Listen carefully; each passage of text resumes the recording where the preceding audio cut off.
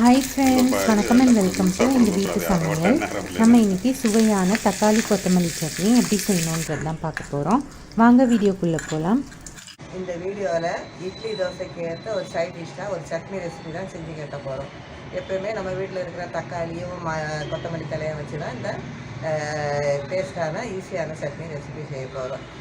வாங்க இந்த தக்காளி கொத்தமல்லி சட்னி எப்படி செய்வோம்னு பார்ப்போம். இதுக்கு 3 தக்காளி எடுத்துக்கணும், கொஞ்சோண்டு புளி, ஒரு 10 பச்சை மிளகா, 7 பல் பூண்டு, ஒரு அரைக்கட்டு கொத்தமல்லி தழை, 1/2 ஸ்பூன் போல் ஜீரகம், 2 ஸ்பூன் போல் எள்ளு, தேவையான அளவு உப்பு, இதெல்லாம் எடுத்துக்கணும். இப்போ வெறும் வானலியை நல்லா சூடு பண்ணிவிட்டு அது நல்லா சூடேறின பிறகு நம்ம வச்சுருக்க எள்ளை ஃபஸ்ட்டு வறுக்கணும். அது கொஞ்சம் சத்தம் போடும்போது நல்லா வறுப்பட்டுருச்சுன்னு அர்த்தம். அந்த ஸ்டேஜில் நீங்கள் ஜீரகத்தையும் அதில் சேர்த்து போட்டு வறுத்துக்கோங்க.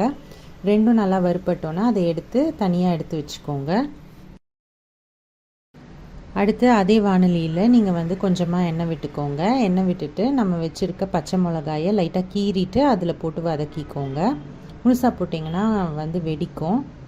ஸோ லைட்டாக கீறிட்டு அதை வதக்கிக்கோங்க. ஒரு 2 நிமிஷம் போல் வதக்கிக்கோங்க மீடியம் ஃப்ளேமில். அது நல்லா வதக்கணுன்னே கூடவே நம்ம வச்சுருக்க மல்லித்தழையை நீங்கள் அதில் சேர்த்துக்கோங்க. சேர்த்து அதையும் நல்லா வதக்கிக்கோங்க. ரெண்டும் சேர்ந்து நல்லா வதங்கின பிறகு அதை ஒரு பிளேட்டில் வச்சு நீங்கள் ஆற விட்டுருங்க.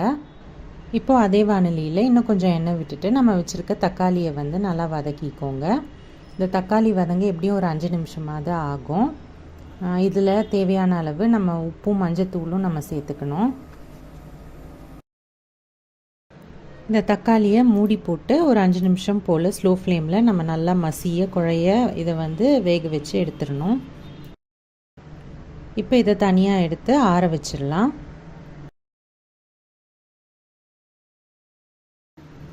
ஃபஸ்ட்டு நம்ம வறுத்து வச்சுருக்க இந்த ஜீரகத்தையும் இந்த எள்ளையும் நம்ம பொடி பண்ணி தனியாக எடுத்துக்கணும்.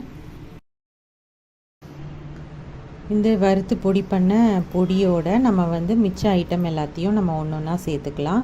அதாவது நம்ம வதக்கி வச்சுருக்க கொத்தமல்லி தழை, பச்சை மிளகா சேர்த்து வதக்கி வச்சுருக்கோம் இல்லையா, அதை சேர்த்துக்குவோம். அதுக்கப்புறம் வதக்கி வச்சுருக்க தக்காளியையும் சேர்த்துக்கலாம். நெக்ஸ்ட்டு நம்ம உப்பு ஆல்ரெடி போட்டிருக்கோம், செக் பண்ணிவிட்டு தேவைன்னா கொஞ்சம் போட்டுக்கோங்க. அதுக்கப்புறமா புளி தண்ணி இதில் சேர்த்துக்கோங்க.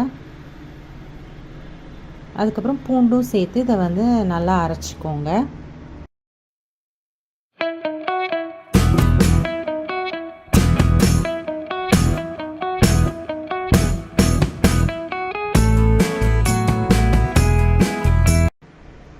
தேவையான அளவுக்கு தண்ணி விட்டு அரைச்சிட்டு இதை இன்னொரு பாத்திரத்தில் சேர்த்துக்கோங்க. இப்போ இதை தாளிக்க போகிறோம். இதில் தேவையான அளவு எண்ணெய் விட்டுட்டு நம்ம எண்ணெய் நல்லா சூடான பிறகு நம்ம கடுகு, உளுத்தம் பருப்பு சேர்த்துக்கலாம். அதுக்கப்புறமா நம்ம பூண்டு பல்லை நல்லா தட்டி அதையும் நம்ம தாளிக்க சேர்த்துக்க போகிறோம். கூடவே காஞ்ச மிளகாயையும் நம்ம சேர்க்க போகிறோம். இந்த பூண்டு பல் போட்டனால இதை நல்லா வதக்கிக்கணும், நல்லா வறுத்துக்கணும். இந்த பூண்டு நல்லா வாசம் வந்த பிறகு நம்ம வச்சுருக்க காஞ்ச மிளகாயை சேர்த்துக்கலாம்.